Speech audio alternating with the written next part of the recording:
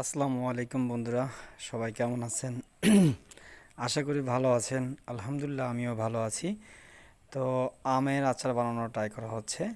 তো সবাই ভিডিওটা লাস্ট পর্যন্ত দেখবেন, তাহলে পুরো আমের আচার বানানোটা দেখতে পাবেন। ঠিক আছে, আমগুলো এভাবে কেটে যদি পারেন আমগুলোতে ভালো করে একটু সব রোদে ধরনের শুকায় মশলা নেবেন, দিয়ে ঠিক আছে? সুন্দর রোদে করে শুকানোর পর এভাবে কি কি করতে হবে আমি সব প্রসেসিং নাড়তে দেখাচ্ছি। হবে, মানে যাতে মশলাগুলো আমের মধ্যে সম্পূর্ণরূপে ঢুকতে পারে। কারণ মশলাগুলো যত আমের মধ্যে ঢুকবে, আমের আচারটা তত বেশি টেস্ট হবে। মশলাগুলো ঢোকার পর এভাবে হালকা একটু পানি দিয়ে, মানে আমগুলো সিদ্ধ করার জন্য রেখে দিবেন। আর যদি যারা আম আগে সিদ্ধ করে নেবেন তাদেরকে এরকম পানি দেওয়ার প্রয়োজন নাই, শুধু মশলা দিয়ে তারপর অন্য অন্য প্রসেসিং আছে সেটা অন্যভাবে বানাতে হয়। তো আমি যেটা বানাচ্ছি এটা দেখেন, এভাবে পানি দিয়ে সুন্দর করে নাড়বেন। ঠিক আছে, দেখেন আমগুলো অনেকটা পানি দেওয়ার কারণে সিদ্ধ হয়ে যাচ্ছে। তো সিদ্ধ হওয়াটা বেশি দরকার। ঠিক আছে, হ্যাঁ আমগুলো পুরোটা সিদ্ধ হয়ে গেছে।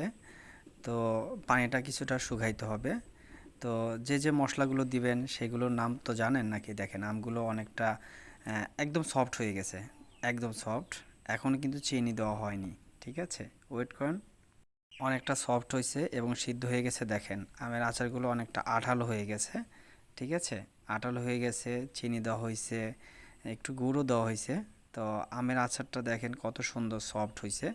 এগুলো কিন্তু এমনিতে আপনি খাইতে পারবেন না, এগুলোতে আরও কিছু প্রসেসিং আছে। এমনি খাইতে চাইলে খাইতে পারবেন, কিন্তু এগুলো রোদে দিয়ে শুকাইতে হবে। ঠিক আছে, দেখেন কতটা রসালো এবং কতটা টেস্ট, অনেকের জিভায় জল এসে যাবে। ঠিক আছে, অনেক টেস্টি হয়েছে।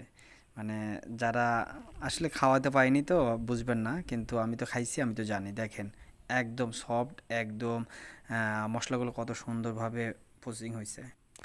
যাক, আলহামদুলিল্লাহ আমের আচার বানানো শেষ করলাম। তো আচার বানানোর পুরো ভিডিওটা আপনাদের কাছে কেমন লাগলো, আচারটা কেমন হয়েছে আপনাদের মনে হয়, অবশ্যই কমেন্টে জানাবেন। ঠিক আছে, আরও নেক্সট অনেক ভিডিও দেওয়া হবে। আমের আচার বানানোর জন্য কিন্তু এই আমগুলোই ব্যবহার করা হয়েছে।